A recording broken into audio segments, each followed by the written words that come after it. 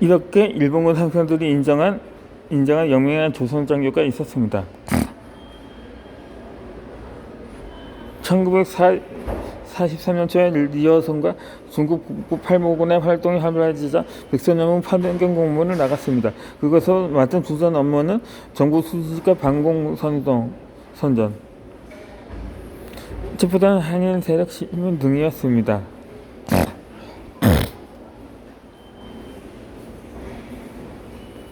일본 육상다이자 자위대 간부학교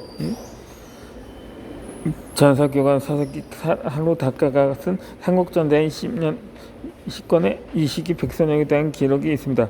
백선엽은 간수출전 특설대 정보반에 소속되어 열화성 팔로군 토벌에 종사하면서 특수공사, 특히 정부 수집에서 공적을 내세웠다.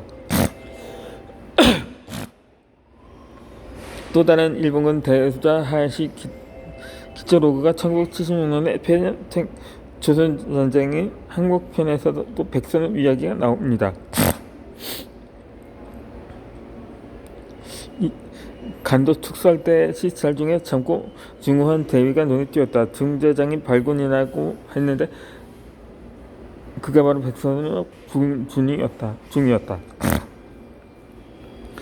이 하야시 대전은 사령부 고문으로 리어성 지역 처벌작전에 참가했습니다. 그는 백선엽 중위가 수속한 이태호 중위에도 특별히 선물되어서 리어성 팔로군 토벌에 동사하고 특수공사, 특히 정보 수집에 공을 세웠다고 책에 썼습니다. 아마도 민환한 백중위가 활약했을 것이라는 말도 덧붙였습니다. 이런 기록들은 당시 백선엽이 발군의 능력을 일본의 상사들로부터 각견의 인정과 신뢰를 받는 존재성을 보여줍니다. 이 백선엽은 자신의 간수 특설대에 복무했을 때 독립군 토벌을커녕 조선인 구경도 못했다고 한국에서 줄곧 취침을 뗐습니다. 그러나 1994년도 출간된 백선엽의 일본어판 자서전이 대게릴라전 미국은 왜 졌는가에는 속마음이 덜어 실려 있습니다.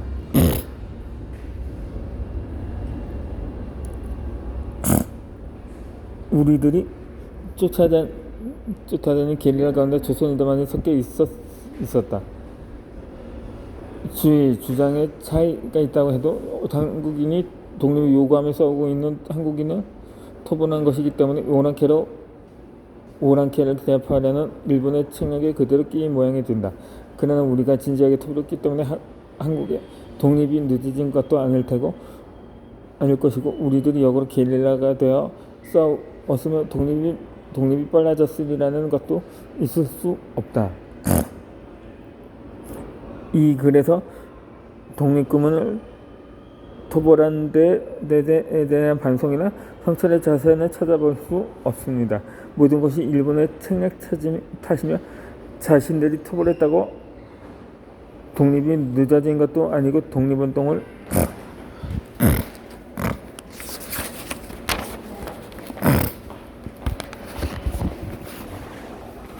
했다고 해서 독립이 빨라진 것도 아니라면 반민족 행위를 두둔하고 정당화합니다. 이런 논리라면 수많은 한일 통사들과 투사들의 삶과 죽음은 의미 없고 가치 없는 일이 되고 맙니다. 백선엽은 이러한 책에서 자신과 넘치는 토벌 경험도 소개했습니다. 험한 산해치 내에서는 일단 적을 놓치면 다시 발견하기 어렵기 때문에 게릴라를 표적했을 때는 아무리 작은 집단에도 전력을 기울여서 문자 그대로 섬멸하기까지 때리지 않으면 안 된다. 그는 가장 숙가적인 방의 소통 방법으로 매복을 들었습니다.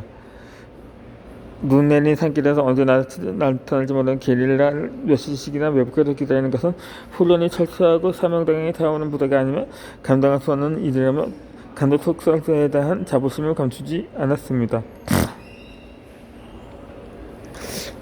이 조선인 부대는 이에 바르고 약탈도 하지 않는다는 소문이 퍼졌다. 토벌을 나가도 주민들이 도망가지 않았다면서 백선엽은 간도 특사대에 사병 한 사람이 분명한 민족 의식을 갖고 장래를 위해 군사 지식을 습득했다고 자각한 유일한 한국인 무장 집단이라며 자랑스러움과 긍지를 나타내기도 했습니다. 출세를 위해 동족을 토벌하는 일에 거리낌 없이 가담해서 젊은 날과 마찬가지로 수십 년을 흐른 뒤에 쓴 다전전에서 백선엽의 글에서도 양심의 거리낌을 찾아볼 수 없습니다. 만주군 형병 중인 시리카와 요시노리의 변신입니다. 1944년도 여름에 간소 투쓸 때는 리어성을 떠나서 허베이성으로 이동했습니다. 가을에 백선엽은 평양으로 잠시 나가 노인숙과 결혼을 하였고 만주로 돌아와 1945년 1월까지 항일일격의 토벌 작성을 수행했습니다. 이 허베이성 작전이 끝난 뒤에 복귀 백선엽이 해방 직전까지 만주국 헌병 증인으로 복무했습니다. 백선엽은 그 사실을 단 한 번도 밝힌 적이 없었는데 당시 직속상사였던 소네아라 미노루가 변한 만주국군 현병의 해외고 오족의 헌병이라는 비몇번 백선엽의 이야기가 나와 있어서 국내에 알려지게 되었습니다. 이 당시 인지 현병분단 대원은 모두 40명이었고 장교는 3명이었는데 조선인은 백선엽 중이었다.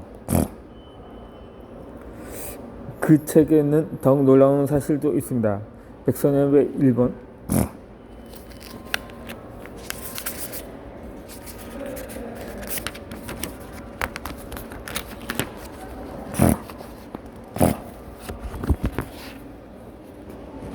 이름이 시라카와 요시노리로 간동군 사령관과 육군 대신을 여기면 일본군 육군 대상과 함흥까지 똑같이 썼습니다. 시라카와 요시노리는 1932년 항해에서 윤봉길 의사가 던진 폭탄에 죽었습니다. 그 사실을 백선엽이 모를 수 없는데 하필 그 이름으로 창씨개명을 한 점은 많은 생각을 하게 합니다. 이당의 충성을 맹세한 근인으로서 백선엽의 포부와 지향점을 짐작해 볼 수도 있겠습니다. 그런데 1945년 8월 15일에 일본이 행복했습니다. 간도 특설 때는 그 소식을 까맣게 알지 못한 데 초벌을 계속했고 백선엽과 소련군을 만나 무장해제 당하면서 일제 패망을 비로소 않았습니다. 마른 하늘의 날벼락에 따라 없었지만 백선엽은 냉장을 일치하고 조선인 통역관에게 물었습니다. 조선의 장래는 어떻게 될 것 같습니까?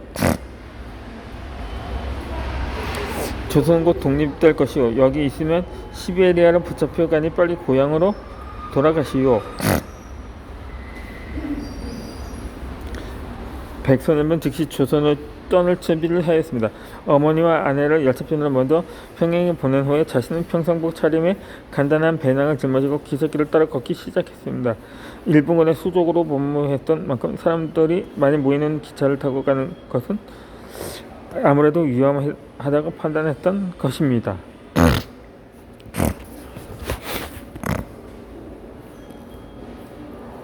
중국 두둔 일본 총사령관인 시라카 요시노리는 윤봉길이 던진 폭탄에 바로 죽지는 않았고 중상을 입다가 결국 사망한 한 자입니다. 그는 800km 가까이 걸어서 9월 초순에서야 평양에 도착을 했습니다. 이때 마침 이종사촌 형이 송영근이 민족주의자 지도자인 조만식의 비서실상으로 있었습니다. 백선엽은 그를 통해 조만식의 측근으로 들어갔습니다. 몇 달 근무하지도 않은 조만식의 비서 경력은 이후 백선엽이 민족주의의 인사나 되는 듯 보이게 하는데 효과적으로 사용되었습니다. 그런데 만주에서 항일 투쟁을 하던 독립투사들이 북한으로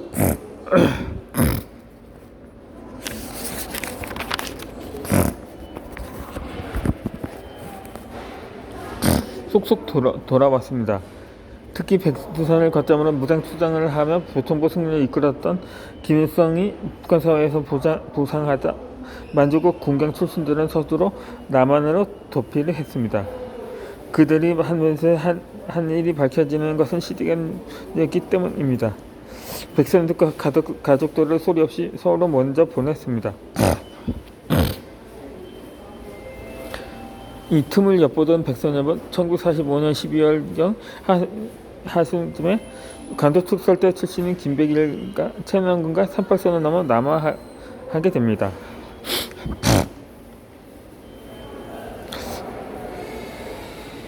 이때 남한에는 미군정의 통역관과 군관부를 양성한 목적으로 군사 영어 학교를 설립하면서 광국군과 일본군, 만주군 강력과 가운데서 약 20명씩 추천하라고 했습니다.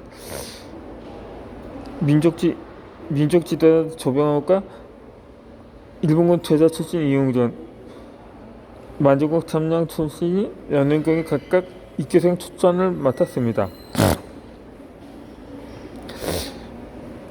이 독립군을 토벌했던 자들과 똑같이 대우를 받으며 똑같은 숫자로 입교하라니 이게 말이 되는 소리입니까? 차라리 참가를 안 하고 말죠.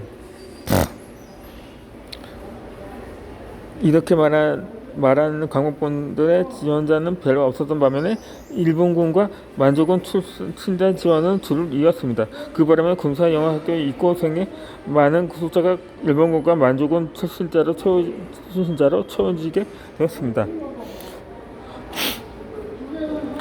그들은 며칠부터 마주와 이단을 짜부 교육을 마친 후에 국군의 모태가 되는 국방경비대에 들어갔습니다.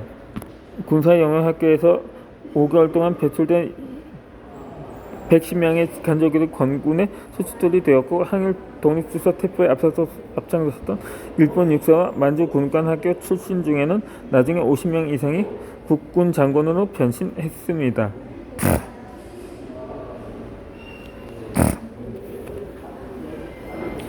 이 만주 군관 학교의 휘장 가운데 오색변은 만주에 사는 5개 민족을 둘레의 노란색 곡식은 만주의 주 곡물인 이 조를 상징합니다.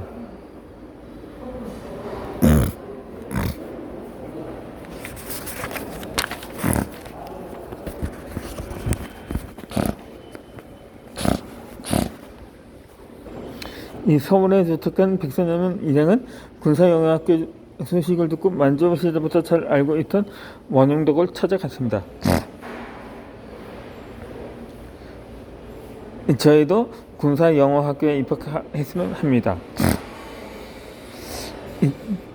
잘 왔네. 자네들 같은 인재가 꼭 필요하네.